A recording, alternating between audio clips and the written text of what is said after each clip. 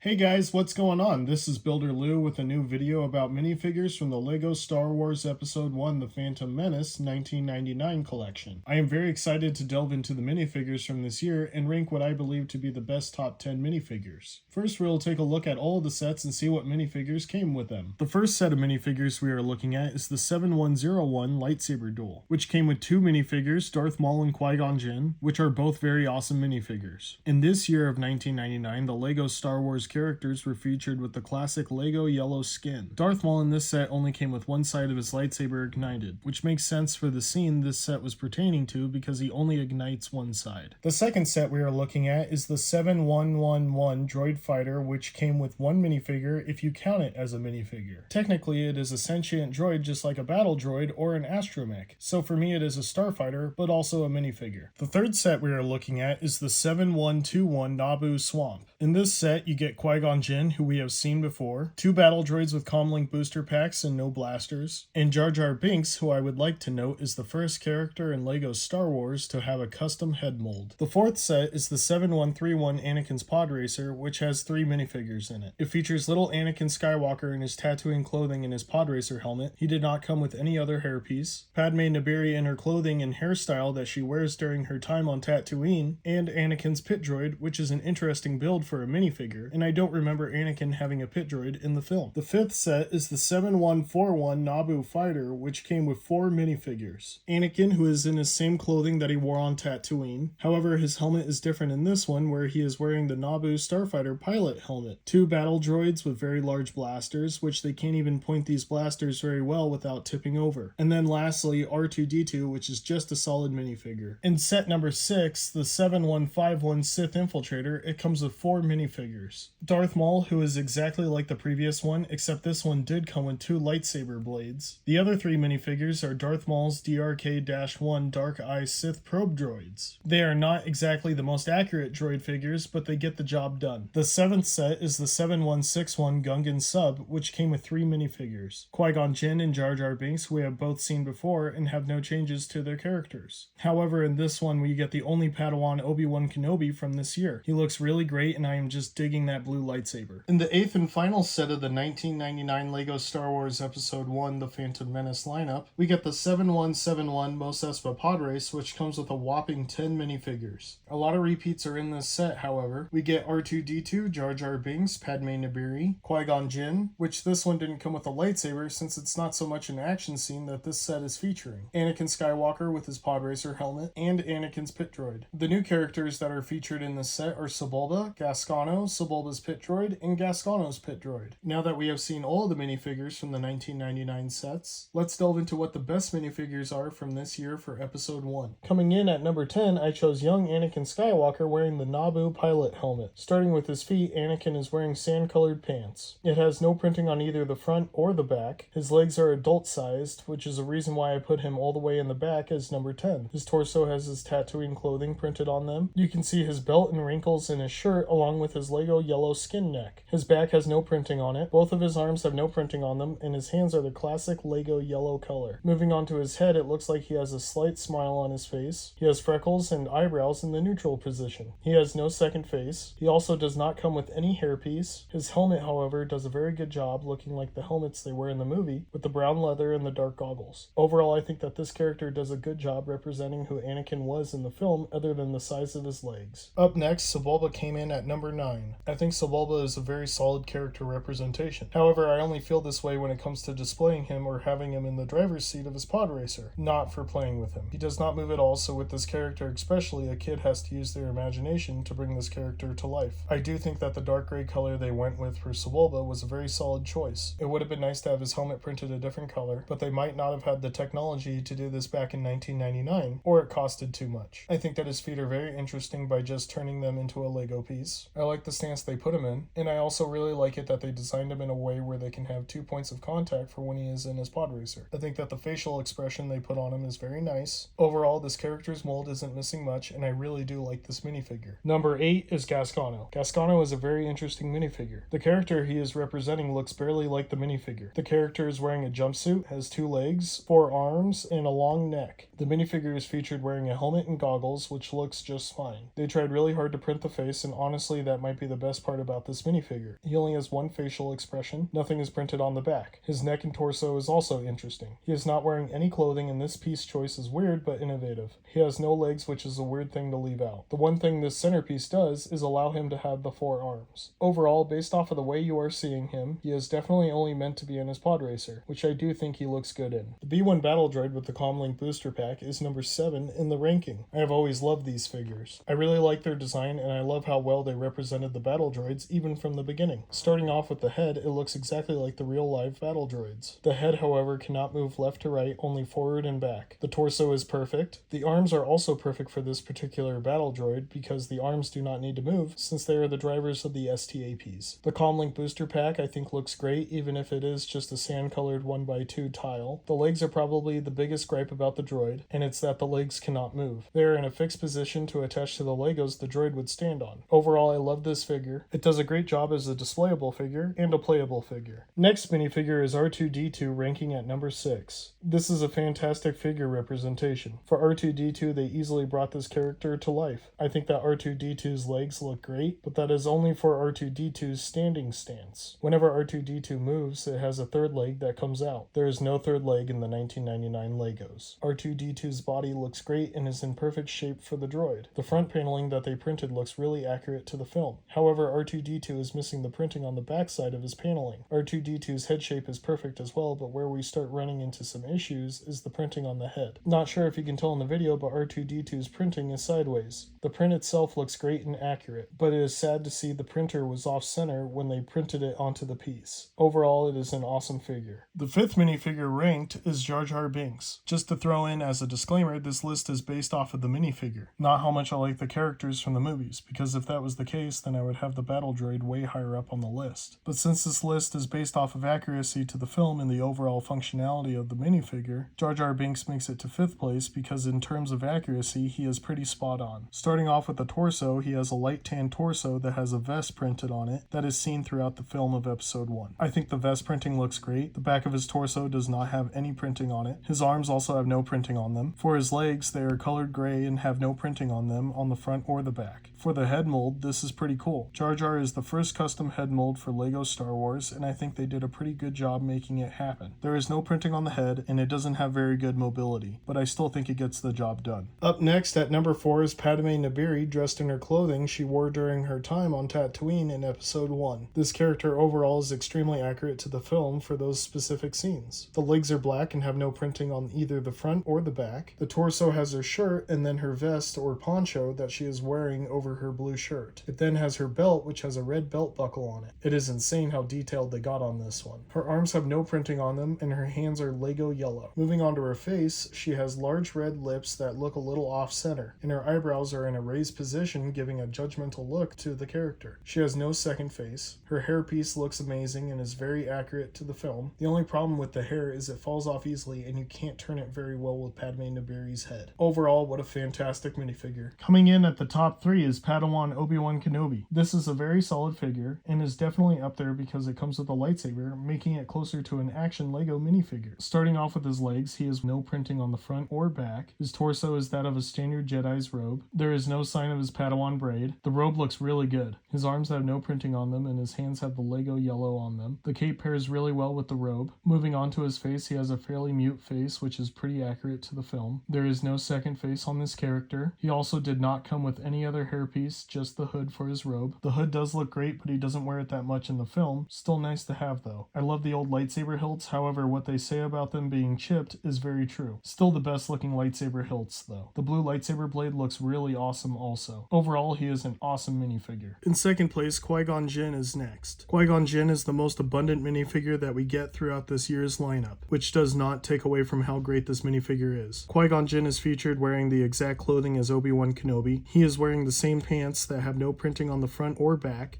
His torso is the same exact printing, making Jedi robes. There is no printing on the back or the arms. The hands are also the same Lego yellow tone. For the head, Qui-Gon Jinn's face looks very stoic to me, which makes sense because of how wise of a Jedi he was. Qui-Gon Jinn's facial hair color disappointingly does not match the color of his hairpiece. The hairpiece itself is really good and does a great job representing the hair. However, the hairpiece cannot turn well and pops off very easily. His cape looks really good with the hairpiece and robes. I also very much like his green lightsaber blade. Overall, this minifigure is awesome, and it doesn't require too many improvements. And in first place, Darth Maul, who is definitely my favorite minifigure from this lineup. Darth Maul is wearing his black robes that he wears throughout episode 1. His head printing is so awesome and is the first LEGO Star Wars head mold to be printed other than LEGO Yellow. I think that the tattoos on Darth Maul's face looks awesome. I think that his holographic eyes look amazing and spooky as all get out. The backside of his head is black, just like in the movie. He has no other facial expression. His robes look great and the printing is just spot on for the film. They do not have any back printing on them. The arms also do not have any printing on them, and the hands are black.